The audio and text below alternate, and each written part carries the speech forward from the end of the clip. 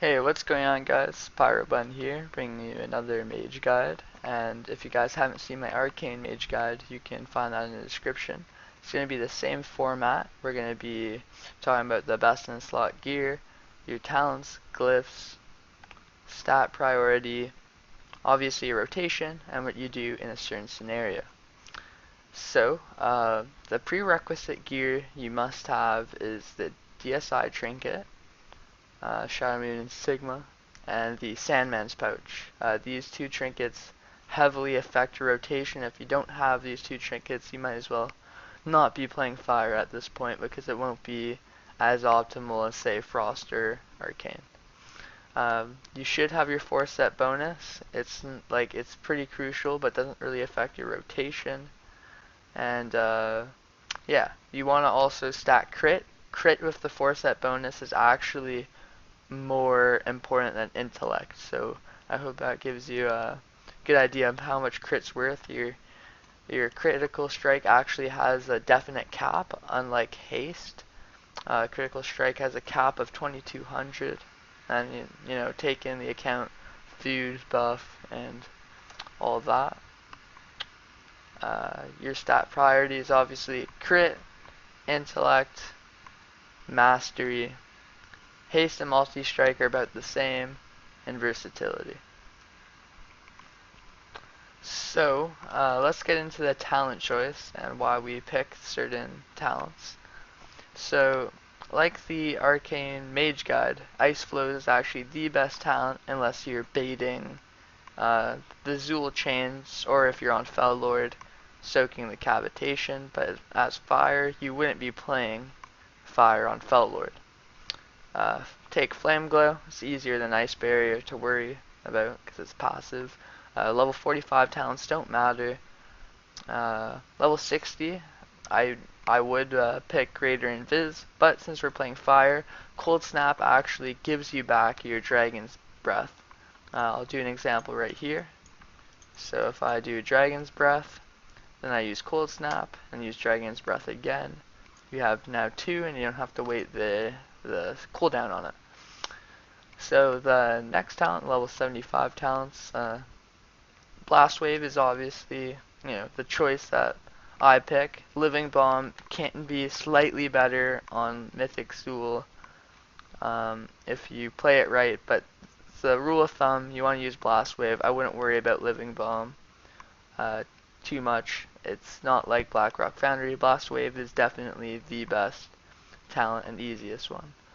Rune of Power and Incanto's Flow, same thing as Arcane. If you are going to be in the Rune of Power for 90% of the fight, pick Rune of Power. If you're going to be in it for 75%, you might as well take Incanto's Flow because you'll passively do more damage. And in patch 6.2, Prismatic Crystal definitely takes the cake here. Meteor and Kindling just aren't as strong and definitely are not as powerful. So going on to our glyphs, you want to take the Combustion glyph. It increases the duration of the damage over time effect and cooldown of combustion by 100%. So what that means is it's usually not a minute and a half on cooldown, but you want it on a minute and a half because that's the same as your crystal. So every crystal you have, you'll have a combustion. That's why you take this talent, because it also does more damage, because it increases the effect of it by 100%. So it's worth it. Going on, you want to take the Dragon's Breath glyph because it does 100% more damage and it's vital to your rotation. And then you want to take the Inferno Blast glyph because your Inferno Blast will spread Pyroblast. Your Inferno Blast spell spreads Pyroblast, Ignite, and Combustion to additional one target. So basically, if it spreads to more than one target, it's going to do more damage. If it was, say, spread to 2 targets rather than 3. That's the best example I can give you. So those are your talents and glyphs, stat priority, and what type of gear you need. So now that you actually know what gear you need, I'm just going to tell you what it does. So the DSI is a RPPM trinket, like Prophecy of Fear. It procs a lot more actually than Prophecy of Fear. and it lines up really well in the opener because Fire Mage is all based around combustion. And this is what I really want you guys to take in. Combustion will make or break your mage. Basically, theoretically, you're building up a big ignite. Ignite is when you use a bunch of your spells and you could get a bigger ignite. So the more pyroblasts you do, the higher ignite you're gonna do. So you'd rather get like 10 pyroblasts in than say one fireball then combust. You'd rather do the pyroblast, get your thick ignite, and then combust. You'll see what I mean in a minute. I actually have a weak aura that will tell you what your ignite is at, and it's really, really helpful. And I'll link it into the description, just like how I linked the Prophecy of Fear trinket. It is super, super crucial. So again, what does your DSI do? Basically procs. When it procs, you do more spell damage. Pretty straightforward, and it lines up with your combustion, your crystal, so it's really nice. And your Sandman's Pouch. If the Sandman's Pouch was not in this patch, like if there was no Sandman's Pouch, you wouldn't really, Arcane Mage, or sorry, Fire Mage would not be as great. So basically, it increases your crit when it procs, and you'll have 3,000 additional crit. And that's good for building up your thick ignite that we were just talking about. It's not RPPM though, it procs like every minute and a half, and it lines up with your ring, and it lines up with your combustion and crystal. So, like the Arcane Mage guide, you always want to use your crystal, and combustion in this case.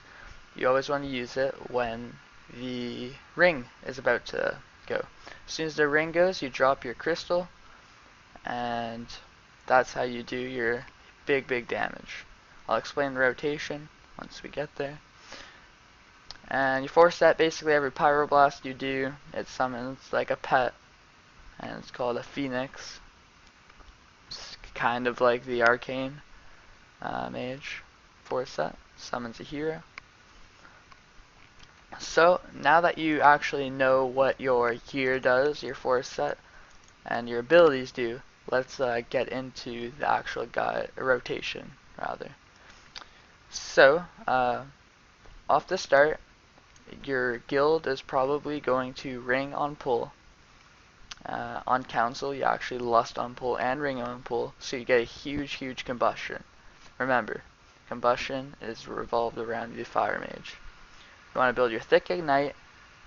You want to build that thick ignite into your crystal, and then you want to combust a crystal and Inferno blast it at the last second.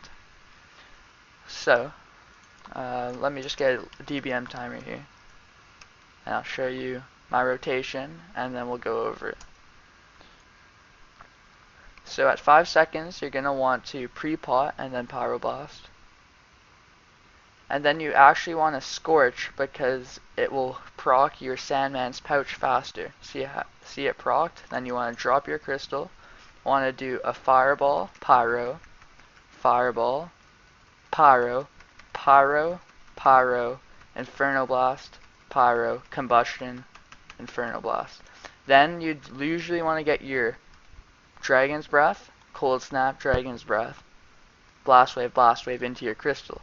But usually you don't have enough time because 1, I don't have a haste buff, and 2, I don't have a lust, and to be honest, I don't have a lot of haste, which would help get all those globals in.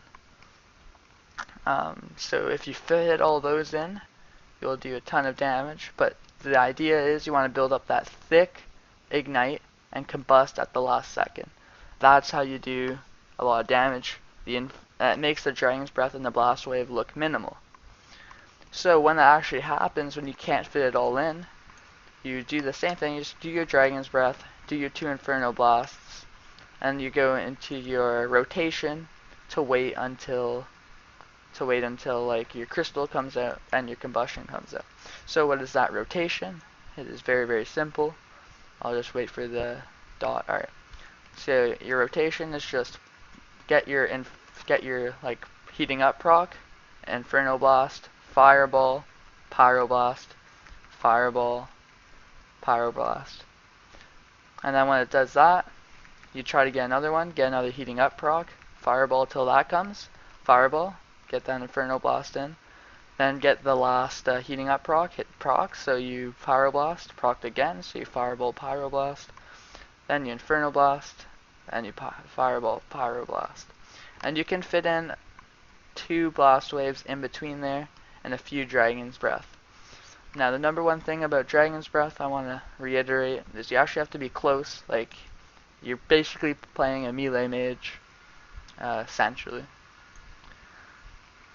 So I'm just going to wait for my DSI to unproc pretty much, and I'll show you the rotation one more time because I know I did it quite fast, but it's kind of hard to explain, so I'm doing my best, and I'll explain it one more time verbally, and I'll show you, and that will be the end of the guide after I tell you some scenario by scenario basis. So you're gonna DBM pull at 5 seconds. You're gonna want a Pyroblast or pot Pyroblast because it's better than a Fireball. Because if you're gonna be waiting that long anyway, right? It's gonna do more damage. Then you want to Scorch, and you never Scorch ever. You never Scorch ever except the pull, because you want to get your heating up proc faster, because it's faster than Fireball. And then you want to Scorch, get that proc, make sure your Sandman's Pouch procs. As soon as it procs, you want to get into it with a Pyroblast and a heating up proc. Then you want to drop your crystal as soon as this procs. Then you're going to do a Fireball, Pyro, Fireball, Pyro. Pyro, Pyro, Inferno Blast, Pyro, Combustion, Inferno Blast, Dragon's Breath, Cold Snap, Dragon's Breath, Blast Wave, Blast Wave. If you don't get all of it in, that's okay. Do not worry about it. The big damage is getting that last Inferno Blast after you combust. That's how you get all your damage. So let's do it one more time. /ABM pull.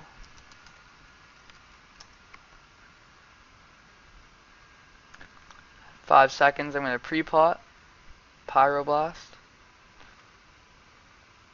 and I'm going to Scorch again, I get procced, Sandman's procced, Fireball, Pyro, Fireball, Pyro, Pyro, Inferno Blast, Pyro, get that combustion in, try to fit in that, couldn't fit in the Dragon's Breath, use your blast waves because they're left over.